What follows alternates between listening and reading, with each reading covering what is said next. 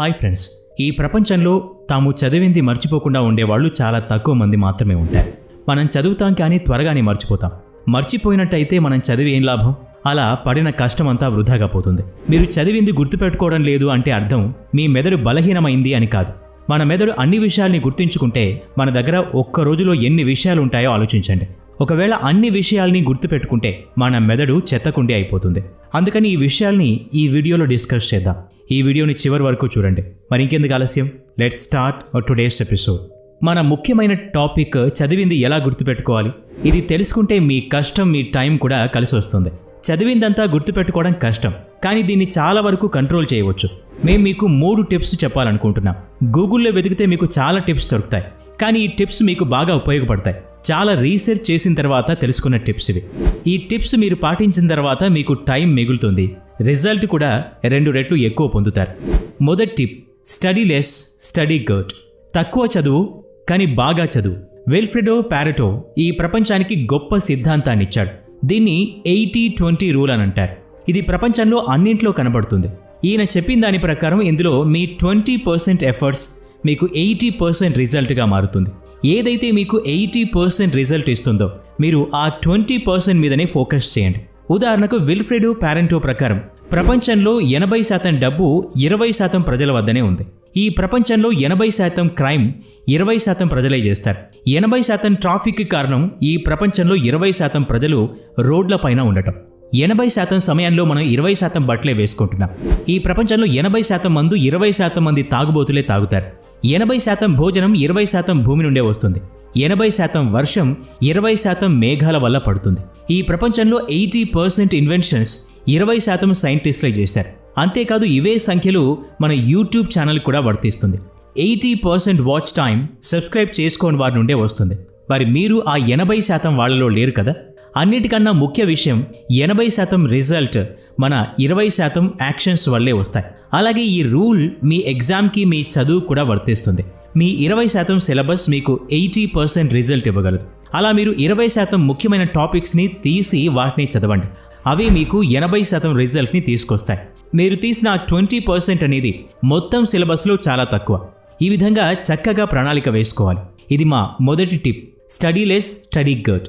చాలామంది ఇలాగే తప్పు చేస్తారు. ఎంత చదవాలో దానికన్నా ఎక్కువ రెట్లు చదువుతారు. దానివల్ల మనం ఏది గుర్తుపెట్టుకోవాలో అది మర్చిపోతాం. తక్కువ సమయంలో ఈ రూల్ను వాడి మంచి రిజల్ట్ను పొందవచ్చు.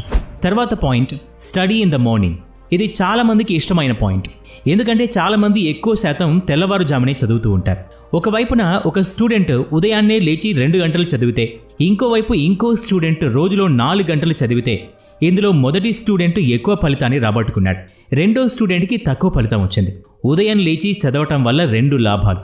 ఉదయం మనకు ఏకాగ్రత చాలా ఎక్కువగా ఉంటుంది. ఉదయం ఉన్న ఏకాగ్రత మీకు మొత్తం రోజులో ఉండకపోవచ్చు. రెండవ లాభం, ఉదయం లేవటం వల్ల మనల్ని డిస్టర్బ్ చేసేవాళ్ళు ఎవరు ఉండరు. వాతావరణం నిశ్శబ్దంగా ఉంటుంది. నిశ్శబ్దంలో చదవటం అనేది చాలా బాగుంటుంది. మీరు ఉదయం లేచి 3 గంటలు చదవండి. తర్వాత రోజంతా 1 గంట చదివినా చాలు. అది మీకు చాలా ఎక్కువ. ఈ 2-3 గంటల ఏకాగ్రతతో కూడిన చదువే చాలా ముఖ్యం. మిగతా సమయాల్లో ఎంత ఎక్కువ చదివినా కూడా మీకు పెద్దగా లాభం ఉండకపోవచ్చు. మన ప్రధానమంత్రి మోదీ గారు కూడా ఉదయమే లేచి చదవాలని చెప్పారు. మీరు ఉదయాన్నే లేచి తాజాగా తగినంత చదివితే, మీరు మొత్తం మానసిక ఆరోగ్యంతో చదివితే, వర్షం తర్వాత ఆకాశం ఎలాగైతే నిర్మలంగా ఉంటుందో అలా ఉంటుంది. అందుకే ఉదయంలో మీరు తాజాగా ఉండి అలసట లేకుండా చదవటం మొదలు పెడితే చాలా బాగుంటుంది. ఇలా మోదీ గారు మాత్రమే కాదు, శాస్త్రాల్లో ఆయుర్వేద పండితులు చెప్పిన దాని ప్రకారం మన మెదడు ఉదయమే చాలా యాక్టివ్గా ఉంటుంది. మన మెదడులోకి ఏదైనా చేరవేస్తే అది అలాగే ఉండిపోతుంది. ఇది మన రెండవ point, study in the morning. Rest. ఇక మన చివరి పాయింట్, ఇది చాలా ముఖ్యమైన పాయింట్. ఇది మీకందరికీ తెలుసు, కానీ చాలామంది దీన్ని ఇగ్నోర్ చేస్తారు. అదేంటంటే చదువుతున్నప్పుడు రెస్ట్ తీసుకోవటం. చాలామంది రెస్ట్ తీసుకోరు. కొంతమంది చాలా ఎక్కువ రెస్ట్ తీసుకుంటారు. ఇందులో కొందరి జీవితం మొత్తం రెస్ట్ తీసుకోవడంలోనే గడిచిపోతుంది. చివరికి వాళ్ళు రెస్ట్ ఇన్ పీస్ అయిపోతారు. మీరు మధ్యలో ఎంత రెస్ట్ తీసుకోవాలో మేము చెప్పలేం. అది మీరే నిర్ణయించుకోవాలి. మీకు ఎనర్జీ తిరిగి రావడానికి ఎంత సమయం పడుతుందో మీకంటే ఎవరు బాగా చెప్పలేరు. ఎంత ప్రాముఖ్యత మీరు చదువుకి ఇస్తున్నారో అంత ప్రాముఖ్యత రెస్ట్కి కూడా ఇవ్వాలి. రెస్ట్ వల్లనే మనం ఎక్కువగా చదవగలుగుతాం. మనం ఒక రోజులో మెలకువగా ఉంటాం, అలాగే నిద్ర కూడా పోతాం. అందుకని మీరు సరిగ్గా పనిచేయాలంటే బాగా రెస్ట్ తీసుకోవడం కూడా అవసరమే. మీరు మొత్తం చదువుపైనే దృష్టి పెట్టి కంటిన్యూస్గా చదువుతూనే ఉండొద్దు. ఎందుకంటే ఒకానొక సమయంలో మీకు రెస్ట్ తీసుకున్నా కూడా మళ్ళీ చదవాలనిపించదు. మనం ఎంత ఎక్కువగా చదువుతామంటే మన మెదడును పూర్తిగా అలసిపోయేలా చేస్తాం. అలాంటప్పుడు మనకి మళ్ళీ చదవాలనిపించదు. చదువు మొదలు పెట్టాక అది మనకి ఎంత ఇష్టమైనా సరే కొంచెం రెస్ట్ తీసుకోవాలి.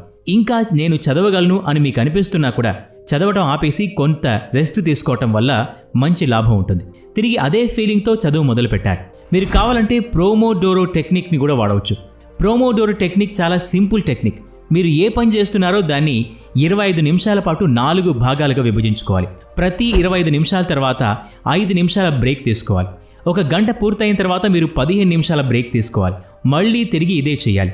ఈ పద్ధతి వాడి చాలా ఎక్కువ సమయం వరకు చదవగలరు. ఇది చదువులోనే కాదు, ఏ పనిలోనైనా టెక్నిక్ వాడుకోవచ్చు.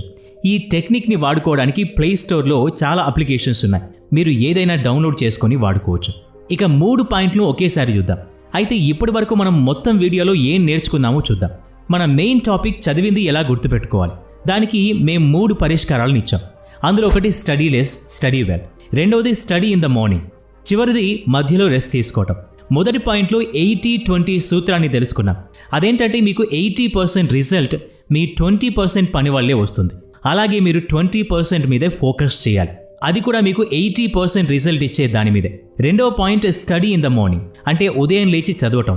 ఇందులో మనం చూసాం, మీరు ఉదయం లేచి చదవాలనుకుంటే ఎక్కువ ఏకాగ్రతతో మంచి చదువును చదవగలరు.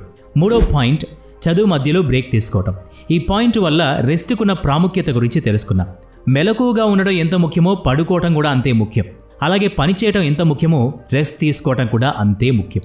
మూడో పాయింట్లోనే మనకి ప్రోమోడోరో టెక్నిక్ గురించి తెలుసుకున్నాం.